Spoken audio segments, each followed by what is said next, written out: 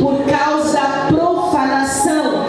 Por isso que eu disse que não era um salmo fácil, aleluia, de se pregar, mas eu recebi essa premiação e eu fui aos pés do Senhor pedir revelação, entendimento, e glória a Deus, porque quando nós nos assentamos para buscar a palavra, não é somente uma leitura, mas a palavra, nós temos que sentar, ler como uma leitura normal, mas além disso, meditar na palavra, de dia e de noite. Lembra do conselho do salmista? Então assim, conforme nós meditamos, o que é meditar? Sentar, pegar a palavra e dizer. O primeiro verso diz: por que nos rejeitas, ó Deus, para sempre? Sabe o que é meditar? É dizer: Senhor, o que significa isso? Não estou entendendo nada, porque acontece comigo também.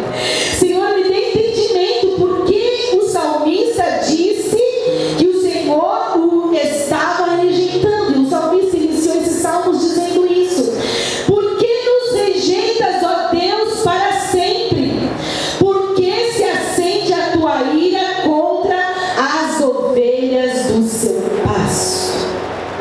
Irmãos, em muitos entendimentos diz que não foi o próprio Asaf que escreveu esses salmos, e sim foi escrito por alguém da tua descendência ou da sua família, porque a época em que foi escrito, aleluia, nos remete a quando Israel foi tomado por Babilônia, por Nabucodonosor. E aqui neste momento, aleluia, eles estavam, Asaf ou alguém da sua descendência estava orando a Deus, porque a história diz que o povo de Israel foram levados cativos a Babilônia, e por lá ficaram por 70 anos. Jerusalém e Judá ficou destruído, o templo foi destruído, a cidade foi destruída, tudo foi destruído, e ali só havia desolação, destruição. E o salmista inicia este texto dizendo: Senhor, por que nos rejeitaste por um tempo, por um longo tempo, ou para sempre? Algumas Bíblias diz assim como a minha diz, para sempre. Mas na verdade, o que aconteceu? Vamos voltar um pouquinho na história para podermos entender. Moisés, quando retirou o povo de Israel do Egito, foram levados ali para o deserto. No deserto, Moisés subiu ao monte. Deus deu para o povo os seus mandamentos, os seus 10 mandamentos. O que são os 10 mandamentos? Até outras coisas o Senhor deu a Moisés. Significa, ou resumindo, que foram regras que Deus deu para o povo. O povo estava cativo no Egito, Deus o tirou para tornar uma nação.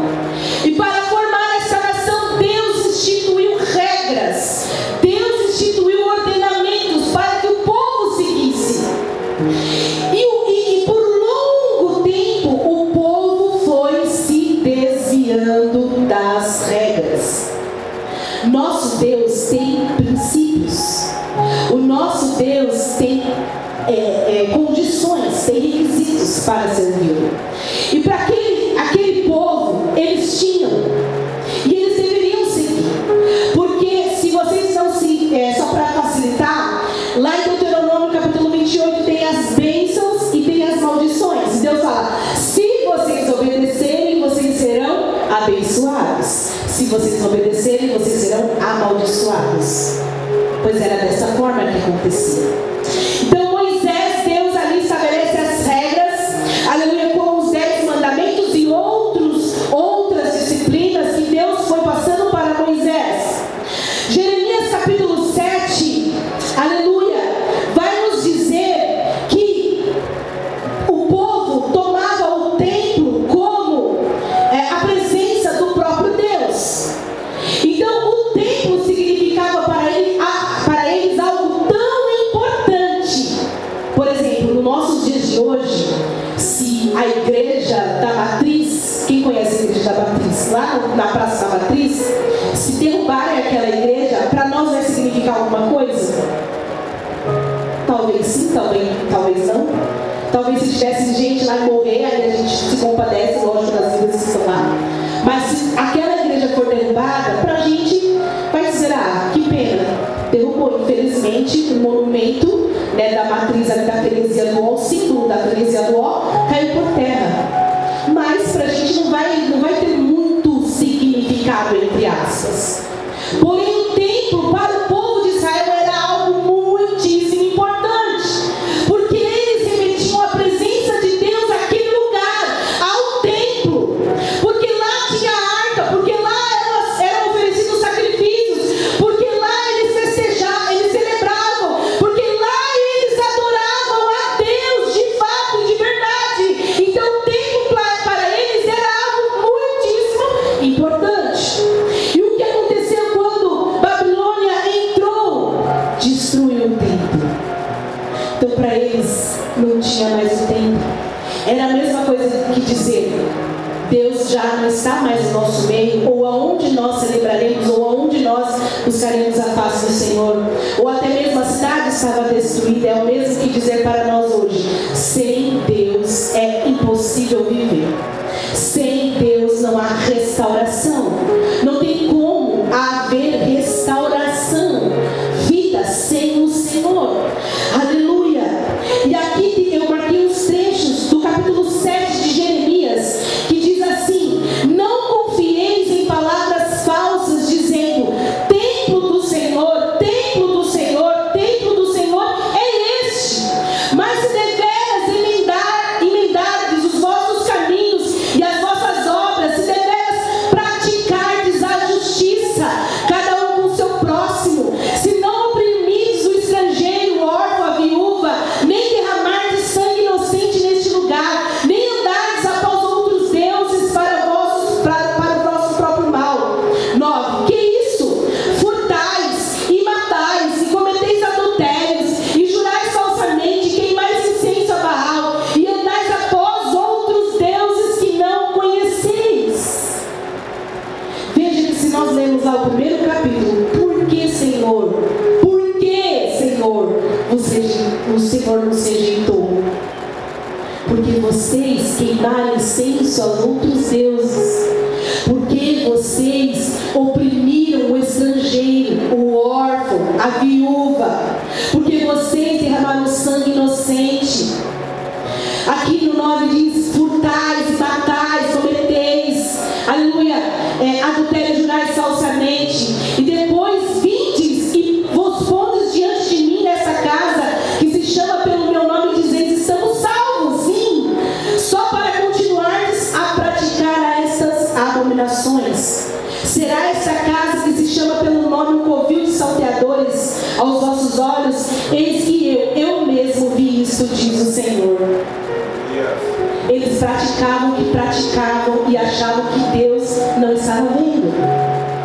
Só que Deus tinha avisado a eles: ande em justiça, ande em juízo, ande na minha lei, obedeça a minha palavra, porque vocês serão abençoados. Mas eles não fizeram dessa forma.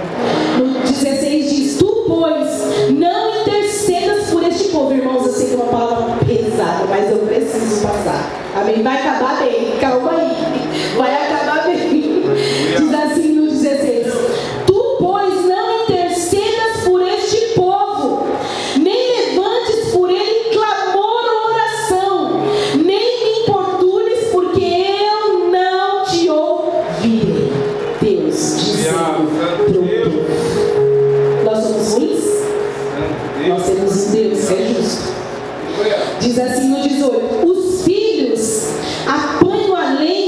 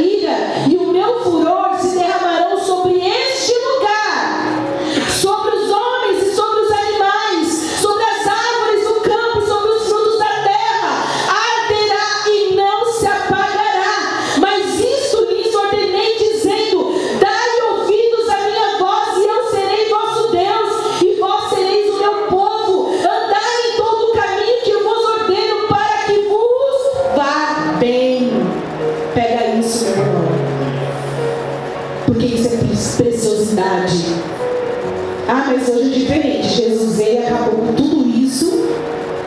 E aí nós estamos na graça. Sim, eu concordo, estamos na graça. Porém, Deus, eu creio que não mudou. Deus continua o mesmo. Ele é o de ontem, de hoje e do porvir. Ele continua o mesmo. Aleluia. Diz aqui: mas não deram ouvidos, nem atenderam, porém andaram nos seus próprios conselhos, e na dureza do seu coração maligno andaram para trás e não para diante. Desde o dia em que vossos pais saíram da terra do Egito até hoje, enviei-vos todos os meus servos, os profetas, todos os dias. Começando de madrugada, eu os enviei. Deus está dizendo: desde quando eu tirei vocês lá da terra do Egito até o dia de hoje, enviei profetas todos os dias, mas vocês não ouviram. Voltamos lá para Salmo 74. Por que nos rejeitas, ó Deus, para sempre? Eu acho engraçado isso. Por quê? É como se nada tivesse acontecido. E eles estavam sofrendo agora. Por que eles estavam sofrendo? Porque Deus abandonou eles. Então assim, aquele sofrimento era porque eles estavam sofrendo. E eles estavam orando a Deus e Deus não estava respondendo. Deus estava no silêncio. Deus não estava fazendo nada para que aquela situação mudasse. Irmãos, eu quero dizer uma coisa para vocês. Sofrer, nós vamos sofrer, sim. Mesmo sendo crentes. Mesmo se quando nós aceitamos a Jesus como nosso único suficiente Salvador, nós iremos sofrer. O sofrimento daquele povo era olhar para aquela cidade, olhar para o templo e dar tudo destruído. O nosso sofrimento faz parte da vida, faz. Vamos chorar, vamos sofrer, vamos angustiar, vamos. Mas é por um tempo. Viver eternamente no sofrimento não faz parte do reino de Deus. Não tem a ver com as promessas do Senhor. Sofrimento vai ter, mas vai ser um processo. Vai ter começo, vai ter o meio, mas vai ter o fim. Aleluia. Viver no sofrimento, não. Quantos porquês nós não fazemos para Deus? Somos como esse salmista. Quando tudo dá errado, cantamos aqui, quando tudo diz não. Quando tudo diz não, nós iremos passar, nós decaímos, nós nos entristecemos e achamos que esse momento nunca vai passar. E perguntamos até para Deus: Deus, mas por quê? Por que eu tenho passado por isso? Por que tem acontecido isso comigo? Por que, Senhor? Aleluia. Deus sabe de todas as coisas. Glória a Deus. Aleluia. Vai ter um tempo, mas o Senhor diz também: vai ter um fim. Glória a Deus. E o que fazer quando estamos vivendo esse processo? Eu quero te dizer que não é só você. Não acontece só com você. Porque tudo está errado na minha vida, mas a vida do meu irmão não é assim. É assim sim. Você não está lá na casa dele. Você não está lá vivendo o dia a dia dele. Você não sabe. Às vezes, porque aconteceu comigo, tudo comigo é mais difícil que os outros. Não, não é. Para mim, eu vou ter um processo para passar, você vai ter outro, e assim por diante. Cada um de nós temos algo que vai nos chatear mais, que vai nos entristecer mais, mas cada um de nós teremos o nosso tempo. E o que devemos fazer com isso? O salmista, ele começou os salmos dizendo isso, mas ele foi diante de Deus e orou.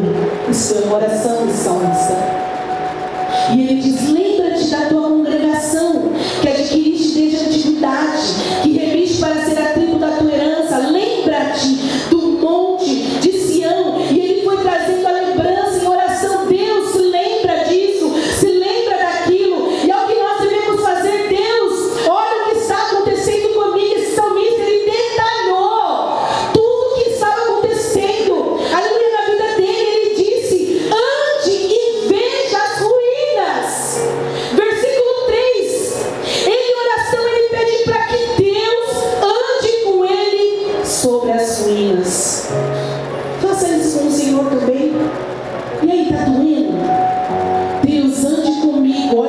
acontecendo. Deus